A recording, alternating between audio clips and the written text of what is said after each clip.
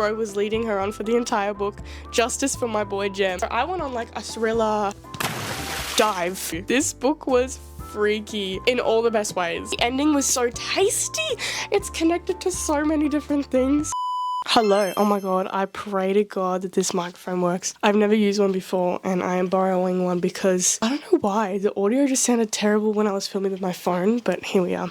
Hello and welcome back to my channel, everybody. If you don't know me, my name is Mackenzie or Z, and today I am so stinking excited for this video because I have worked actually so hard this month, these past 2 months, I should say, to smash out some books that have been on my TBR for a while and some new books that have just released. Also, this is a disclaimer because I am sick and my voice sounds horrendous, so feel free to bully me in the comments because holy crap, my ears are blocked.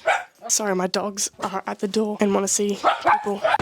Oh my god. I have been pushing this video back because my assignments have been kicking me in the butt. I have literally had zero time to do anything for myself. I've had the occasional time to read instead of study, and instead of doing what I'm supposed to, I'm reading. But I'm so excited. What day is it I'm filming? It is the 11th of June and I still haven't talked about the books that I've read. I think we should just start right off because I've had a hell of a month, 2 months of just reading solid books and a lot of new ones, surprisingly. But I want to start off with 3 books that I read in the last video I filmed for TBR. That was a very short TBR for the month that I just wanted to try out to get into this sort of content. I want to start off with a goodie from memory. I had a ton of fun with the naturals. The characters were fun, bit of a love triangle I really enjoyed. Now, to be fair, I read this book early May. The ending was very unexpected, but also kind of expected. Not the person that it was. So definitely if you want to try to get into crimes, thrillers, this is a really good start. It's young adult, but I don't have a lot to say about this one. It definitely wasn't life-changing. I did rate it on my Goodreads. I rated it 4 stars. I think I ended up changing it in my last video, but I can't remember what I ended up rating it. I think it was like a 3.5. It's an easy read. There's a love triangle. Definitely pick it up if you want to try this genre. There's more books to it. I just haven't picked it up yet. It's not on my priority. Like, I liked it as a standalone. I don't know. I definitely know there's a lot more to talk about, but I'm not in a rush to get to the next book. Jennifer Lynn Barnes, she's a fantastic writer. I'm not in a rush. Anyways, moving on. Next we had on the last video, if you haven't watched it, please watch it because it's me reading it and telling you how I feel while I'm reading it. Clockwork Angel? Oh my gosh. Okay, so, well, my boyfriend and a mate of mine love Cassie Clare and they recommended a few books. I only found out recently that they're all connected. The City of Bones series, the Clockwork series, and I think she's got like 2 more. They're all related to each other and they're all connected in some way, which is really interesting. I didn't know that's what her plan was, but hey, stinking cool. This book was fun. It was fantasy mixed with crime and cool tropes. I think there was a love triangle as well in this one. I found them similar to the naturals in a weird way. I think because it was just I happened to be reading them at the same time and their stories kind of matched in my head. This is a fantastic introduction to Cassie Clare. I ended up picking up the whole series, or the first 4 books of the City of Bones series, because I was thrifting and came across all 4, and I am keen to jump into it. I love the characters in this. Tessa was fun. I ended up giving this book 4 stars. My review was Mundanes Rise Up. This book was a fantastic introduction to Cassie Clare, and I'm mad that I'm 15 years late to her hype. Wish we got more of Jem and Tessa and less of Will. Bro was leading her on for the entire book. Justice for my boy Jem. No, for real, I feel all of that. I'm so keen to read the next book. I gotta buy the next book because I have the 3rd one. Literally, my mate had duplicates of this book and the 3rd one, so she gave them to me and I'm keen. So definitely I am keen to keep reading this. The characters are so good. I started my fantasy journey with Sarah J. Maas with Akatar, and this like relit something in me for real. For reals. Mundanes freaking rise up. Anyways, love the cover. I'm a sucker for pretty covers. I will judge books by their cover. I'm so sorry, but we live in a day and age where aesthetics are just a thing, and I can't help it. I'm just a victim. Moving on. We had the 3rd book that I read in my last video. Holy shit. This book changed my life. I swear to God, it stuck in my head for a week, 2 weeks after I read it. Oh my God. This book, Good Girl's Guide to Murder, had me on a freaking hook, line, and sinker. Love the characters. The development was beautiful. I love that she was actually in it. She was solving it and she was like in it.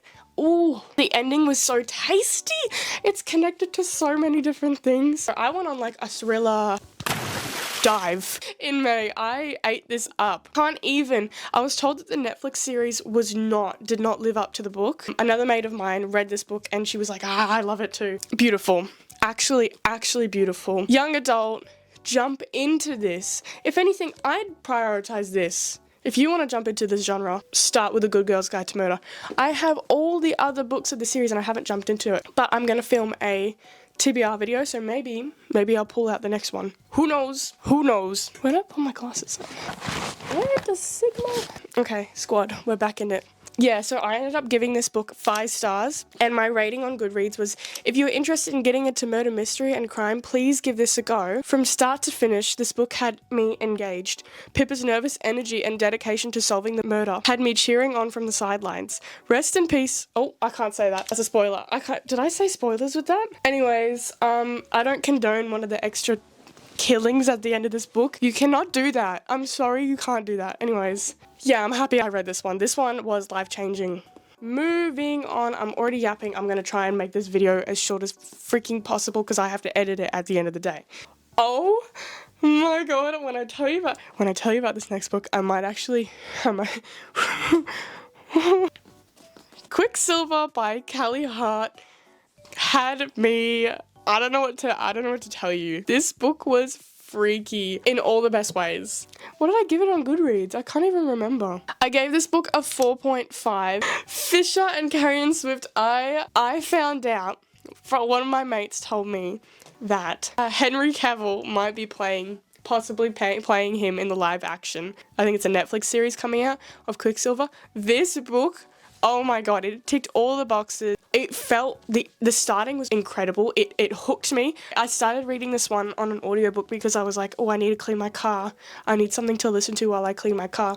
This was the best decision I've ever made audiobook wise. Never forget, monsters thrive best in the dark. Commit all you read here to memory. Prepare for war. It's giving Akita. So it basically starts with her like stealing a gauntlet from one of the guards, and it's so exciting. Ceres is like this warrior. I can't even. And then when she meets Fisher, it's like an enemies to lovers kind of situation. And the lore that we find out at the end, it just makes sense. It clicks. I'm speechless. I'm actually speechless. If I say anything else, I will spoil it. Let's just say that. Fan Alchemy series. This is the first of the series. The next book will be out in November, I believe. So please pick this up, read it now, so then you're ready for it to come out in November. Please, you won't regret it. This is such a good book. The cover is questionable. I love this font here, but this is interesting. I would have gone a different route, but hey. Let's just say I am now a Hunger Games fan. I didn't read it when it came out when I was younger. I can't remember how old I was. I'm 19 now, but when it came out, I didn't show any interest in it. I watched the movies with my family. I read the first Hunger Games, no joke, this year, and I'm so embarrassed. It's so humbling. Anyways, Sunrise on the Reaping was life-changing. I remember watching Songbirds and Snakes in the cinema with my mates. That movie was beautiful. Tom Blythe, Rachel Zegler, the whole cast, fantastic. And I've even picked up Songbirds and Snakes to read. This book makes me want to die. Just a little bit. Just a tiny, teeny bit. The way I weeped. We hear about Hamish's side, and he went into his games, the friends he made. Suzanne Collins is a fantastic author. If you don't know about Hunger Games, which I'm surprised you don't, dystopian, there are 12 districts. The rich watch 24 children and 2 from each district fight to the death. Freaking awful. So we know about Katniss Everdeen. This is before Katniss. Hamish supported Katniss in the original Hunger Games, and they talk about his story in, I think, the second book. And this is the story. His story. It's actually freaking beautiful. Devastating. Just as I predicted. Throughout Hamish's games, he creates strong truces with multiple tributes. One by one, they all perish. Very symbolic of Hamish's future, mentoring in the Hunger Games, mentoring with 2 new district children every year. Nevertheless, Hamish watches all his tributes die off one by one. It was actually really hard to read. I was reading on the train and I had to put it away a few times, especially towards the end when they were actually in the game. It's a beautiful book. Let's just say that. In an awful and devastating, awful way. Anyways, moving on. I read 2 books The last two books that I'm going to talk about are low-key kind of disappointing. I mean, let's start with Close Protection. What can I say about this book? It was written by a TikToker. It had potential. I ended up giving it 2 stars on Goodreads for a good reason. It wasn't great. There were some good scenes, I will say, but the whole time this guy's supposed to be a bodyguard and this she's like a rich person, and literally he's never there to protect her.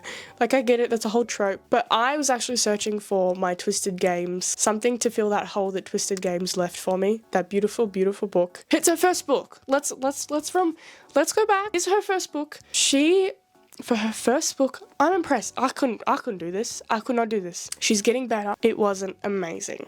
There are some good moments in it, and an aspect of a thriller kind of in there. Why is bro never around when she actually needs protecting? Story was cute, little anticlimactic.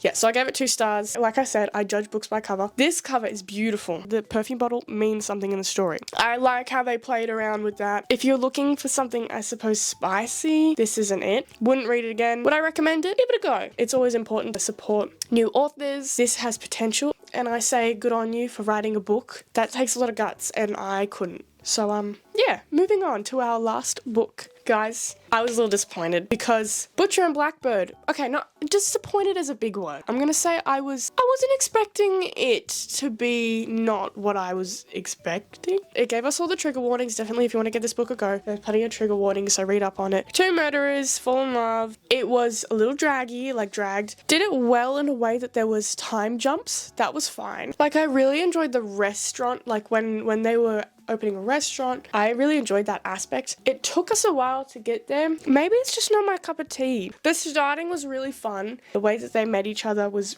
really interesting. I think I'm discovering that I'm not a dark romance person. I think I want to be, but I'm not. This is dark romance for sure. Like, are you kidding? Like, I had moments where I was reading it and I was like cringing a little bit because I'm like, not for me, but I can see the appeal. I definitely can see the appeal. If you like dark romance, 100%, because what, there's like 3 more books to read after this. I ended up giving this book 3 stars, and my rating was, I don't hate this book, I just wish I read something else. Tea. And this book kind of put me in a reading slump, I won't lie. A lot of people were reading it, but I can't remember if people liked it or not. Just a lot of people were picking it up. See, I've been filming so long, it's getting dark.